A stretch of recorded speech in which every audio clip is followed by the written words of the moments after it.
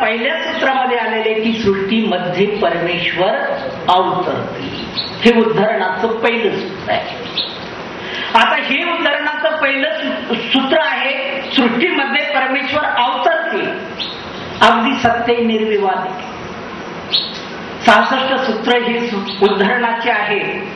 मग त्या उदाहरणावरती प्रकाश टाकत असताना माझ्या धर्मबंधून त्याची पूर्वपीठिका आपल्याला बघायची. पूर्वपीठिका म्हणजे मूळ. आज तुम्ही उद्धरण प्रकरण ऐकण्याकरता उत्सुक आहात.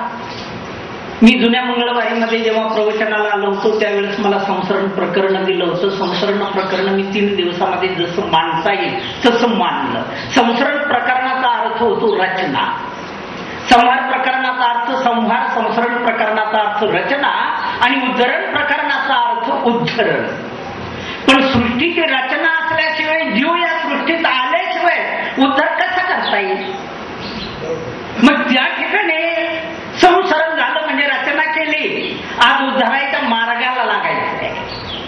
मग उद्धरण्याच्या मार्गाला लागायचं म्हटल्यानंतर माझ्या धर्मबंधूंना आणि भगिनींनो, हे उद्धरण प्रकरण आपल्या अंतःकरणामध्ये समाविष्ट करायचं असेल तर पहिलं आपलं अंतःकरण शुद्ध करावं. कारण अंतःकरण शुद्ध असल्याशिवाय कोणतंही तत्वज्ञान आपल्या अंतःकरणात उतरणार नाही. मग तुम्ही म्हणसाल का हो वाकीचे बाबा आम्ही काही अशुद्ध आहे का म्हणून तुम्ही आम्हाला शुद्ध व्हा म्हणतात. माझ्या धर्मबंधूंना आणि भगिनींना त्याचा राग मानू नका. तुम्ही इथं बसलेला आहात, बसलेले आहात, माझ्याकडे नजरेनं बघतात, हे कानानं माझे शब्द ऐकतात, हे तुमचं धड इथं आहे. पण मन जर त्याचा विचार करीत असाल तरी तुम्ही इथं असून नसल्यासारखे आहात. तुम्हाला जर शब्द ऐकू येतात पण मन जर घरी जात असलं, ते काय झालं असेल, दरवाजा उघडा पडला असेल का, झाला असेल का, पाठीमागून मांजर घुसेल का, आमचं होईल का, म्हणजे याचा अर्थ काय झाला, तुम्ही सासूनीचं आहे का नाही. मग तुमचं अंतःकरण शुद्ध म्हणजे काय पाहिजे, हे जे ब्रह्मविद्या तत्वज्ञान आहे, या ब्रह्मविद्येत तत्वज्ञानाचा धडा जर गिरवायचा असेल तर हे कुठं येईल.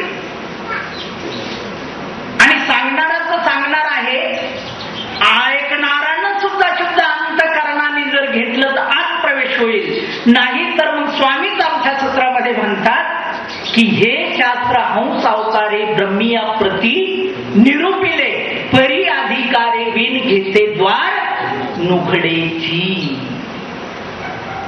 सनक सनकादिक सनक कुमार सनक नंदन वडिलालाच प्रश्न केला, मानस पुत्र आहे ब्रह्मदेवाचे, आणि या ब्रह्मविद्या शास्त्राचा जेव्हा प्रश्न केला तेव्हा ब्रह्मदेवाकडून ती जी काय आहे ही वेणी उकलत नाही. तेव्हा ब्रह्मदेवाने आराधना केली. ब्रह्मदेवाने आराधना केल्यानंतर हंसामध्ये परमेश्वर अवतार प्रविष्ट झाला आणि त्या सनक संकादिकांना उत्तर मिळाले. त्या वेळाला परब्रह्म परमेश्वर ब्रह्मविद्या निरूपण करत असताना ब्रह्मदेव स्वतः ऐकत होते, तरी ब्रह्मदेवाला शास्त्र समजलं नाही. का? घेते द्वार नुघडेची. अधिकार असल्याशिवाय शास्त्र प्रणवत नाही. मग अंतःकरण शुद्ध पाहिजे याचा अर्थ काय? मला दृष्टांत सांगून सिद्धांत काढण्याची म्हणजे फार सवय लागलेली.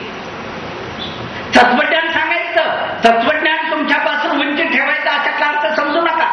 पण दृष्टांताचा सिद्धांत जर काढला तर तो जसा तसा पटेल. आणि तो पटण्याकरता मी साधं पहिलं उदाहरण देतो की माझ्या धर्मबंधूंना आणि भगिनींनो, हे ब्रह्मविद्या तत्वज्ञान जे आहे, या ब्रह्मविद्या तत्वज्ञानाचे धडे घेत असताना आता तुम्हाला सांगणंच नको, कारण या मंदिरची जर परंपरा जर बघितली तर ही खूप जुनी आणि चांगल्या कारणातून ही परंपरा तयार झालेली. जे कार्य करणारे कैवल्यवासी डॉक्टर मेश्राम यांनी जे कार्य केलेले, ते कार्य जर खऱ्या अर्थानं जर म्हटलं की 750 वर्षापूर्वी सर्वज्ञ श्री चक्रधर स्वामीनं तळागाळातल्या लोकांकरता अवतार घेऊन जीव धरण्याचं कार्य जे सुरुवात केलेलं आहे, आणि तसं या परिसराकरता जर म्हटलं तर आजचे जे काही आधुनिक युगातील डॉक्टर मेश्राम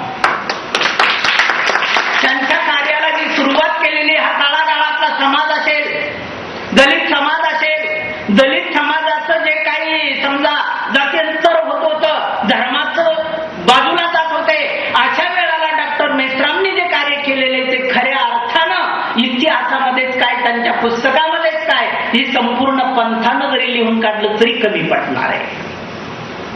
कारण डॉक्टरचं कार्य खूप मोठं आहे.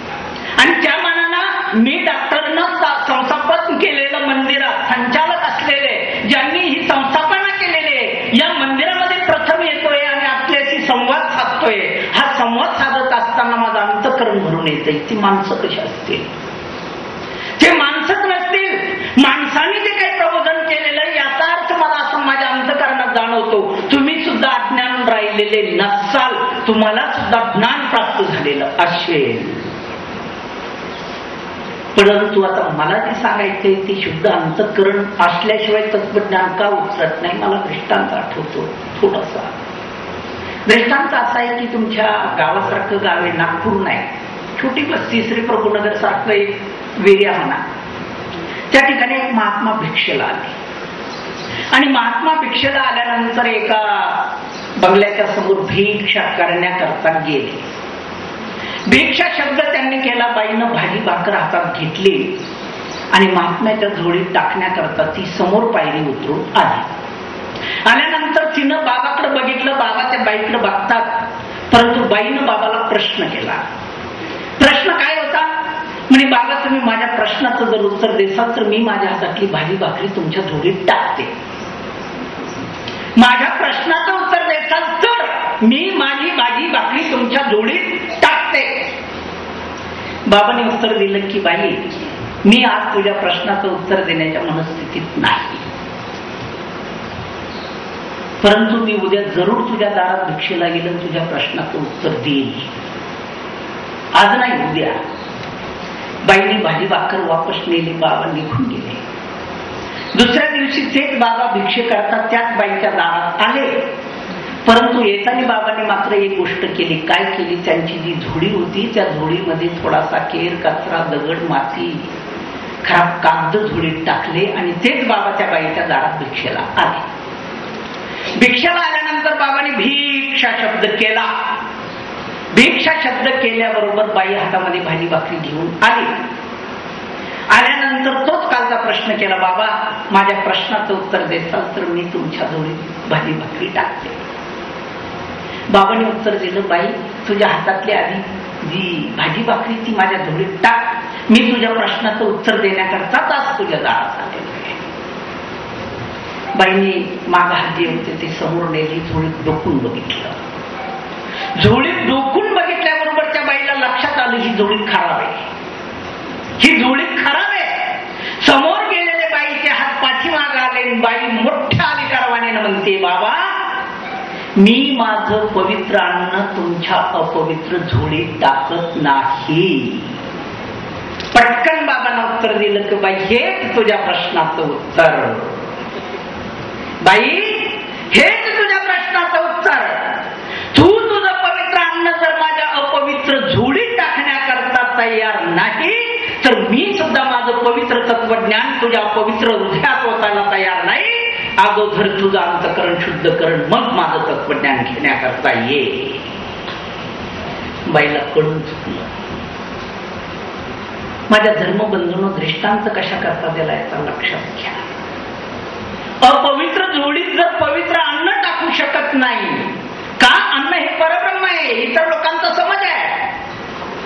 समज जरी असला परंतु अपवित्र झोळीमध्ये ते अन्न टाकल्या जात नाही. तसं माझ्या धर्मबंधूंनो आणि भगिनींनो, हे जे ब्रह्मविद्या तत्वज्ञान आहे तसं आपलं अंतःकरण शुद्ध केल्याशिवाय शुद्ध तत्वज्ञान, ब्रह्मविद्या तत्वज्ञान आपल्या हृदयात उतरणार नाही. अंतःकरण शुद्ध करा. मनामध्ये जळमट असेल ते काढून टाका. पवित्र अंतःकरणानं, शुद्ध अंतःकरणानं ईश्वराचं स्मरण करत करत, दोन दंडवत घालत लीनतापूर्वक तत्वज्ञान घ्यायला जर सुरुवात केली तर हे तत्वज्ञान हृदयात प्राप्त झाल्याशिवाय राहणार नाही. याकरता आमच्या ठिकाणी लीनता हवी. प्रश्न अनेक असतील.